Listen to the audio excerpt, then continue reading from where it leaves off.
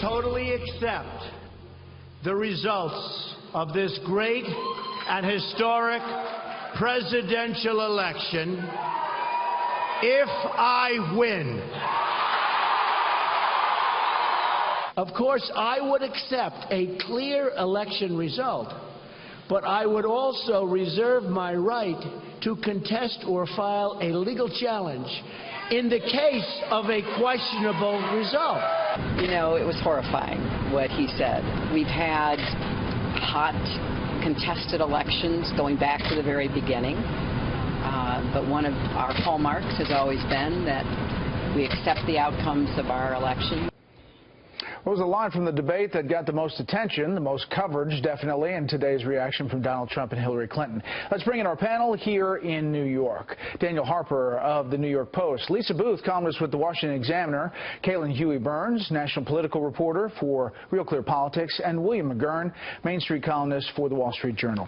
Okay, Bill, your thoughts, first on the statement, but then the reaction to it, and I mean, it was almost breathless. Yeah, look, it didn't help them by making this, because we all knew that they were going to jump on it. It was similar to his comment to you about the Republican primary, but we have an editorial tonight about the reaction here, the smelling salts, you know, that people are calling for. It's sort of become an article of faith in the Democratic Party since 2000 that Bush stole the 2000 election and the 2004 election. So there's a lot of sort of faux outrage about this. I mean, Lisa, Hillary Clinton herself at different fundraisers after 2000 questioned the results of that election.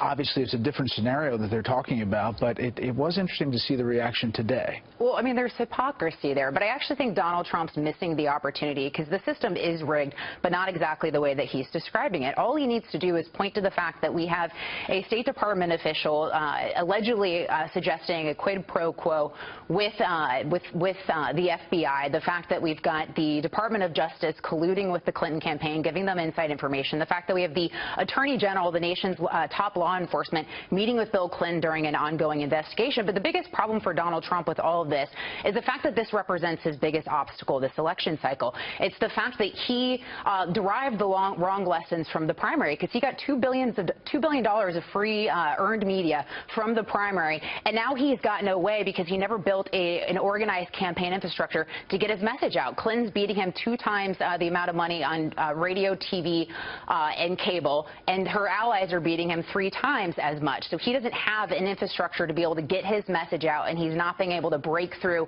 the mainstream media and break through the noise. Caitlin, that is the question, is could he have a debate performance that changed the dynamic? And I think the consensus is that while he performed pretty well as far as all the debates, minus that one sentence that got a lot of attention, he likely didn't change the dynamic? I don't think he changed the dynamic, and I actually think he has the potential to hurt some of these down-ballot candidates now. I think the path for Donald Trump to the presidency is so narrow that Republicans are hoping that at least he can close the gap a little bit, not necessarily win, but close it enough to kind of help lift some of these candidates down ballot. And what he said at the debate, on the debate stage, is really the campaign in a nutshell. He is presented time after time with dozens of opportunities to go after Hillary Clinton to make his case to the American people, and it's always one line, but a very significant line that Democrats, I think, rightfully are going on this. Daniel, a lot of things happened in that debate. It was substantive for a lot of it. One of them was an answer by Hillary Clinton about the Clinton Foundation. Question and answer about that. Take a listen. Everything I did as Secretary of State was in furtherance of our country's interests and our values. The State Department has said that. I think that's been proven. But I am happy. In fact, I'm thrilled to talk about the Clinton Foundation because it is a world-renowned charity, and I am so proud of the work that it does for Secretary kids, including healthier respectfully, this is an open discussion. Well, it is an open discussion. I understand, and the specific question went to pay for play. Do you want to talk about that? But there is no evidence, but there is a lot of evidence about the very good work and it's a criminal enterprise, and so many people know it. It's a criminal enterprise. Okay, well, there you go. But today, WikiLeaks and these emails suggest that there's much more to this and to the money. Ed Henry's report tonight about what's inside these emails. Yeah, there's tons more, and obviously there's a big relationship between these people who got special treatment at the State Department and have also donated to the Clinton Foundation or paid for speeches to Bill Clinton. I think going back to Donald Trump and this whole statement about I think the problem is he's coming across as a victim, and I think playing the victim card just isn't good enough. He needs to be a strong leader. He needs to be somebody who shows aspiration and that people can follow and say, this is the kind of life that I want to lead, and he can lead you there. Playing the victim card for Donald Trump is exactly not the message that he shouldn't put forward, and I think that's really hurting him there. To Caitlin's point, Bill, is the down ballot really now the concern for Republicans? Well, I think it's been a concern from the start. I would say, look, Donald Trump, I agree with Caitlin, missed a lot of opportunities. I mean, the one that just screamed out to me is when Mrs. Clinton was talking about Vladimir Putin. I mean, who put all these secrets right out on the table like like putting a steak out there for a hungry dog for the Russians to hack into?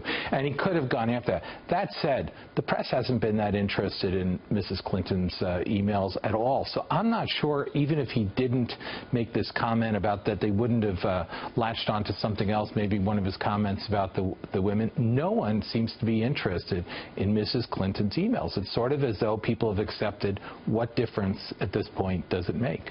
I think it's more so that this is very uncharted territory. The fact that, we have hacked emails that the U.S. intelligence officials have said have been hacked by Russians. I think if the headline wasn't the idea that Donald Trump thinks the election is rigged, I think the other headline would have been that Donald Trump is dismissing the intelligence community and information coming from that. And I think that's where she made the strategic case of getting the attention away from her and the controversies involved in those emails, rightfully so. Obviously, the substance inside is a different thing than what, but I was expecting him actually when she said 17 intelligence agencies around the world say that the Russians are behind this, to him to say 17 intelligence agencies said there were Iraqi weapons of mass destruction and you voted for that war, but he didn't say that either. Okay. Well, no, but and to Caitlin's point, that's the problem, and also to Bill's point as well. The media hasn't been interested in any of the information surrounding Hillary Clinton. Some look at the media. Obviously, no, some of it. But if you look at the Media Research Center, so you've got NBC, CBS, and NBC, I think as of a couple of days ago, had spent 7 hours and 30 minutes dedicated to the woman coming forward and the various allegations regarding Donald Trump and women, and only an hour plus to the WikiLeaks information. So I think no matter what Donald Trump said yesterday, and yeah, he didn't take advantage of all the opportunities he should have, but no matter what, the headlines would be negative for him.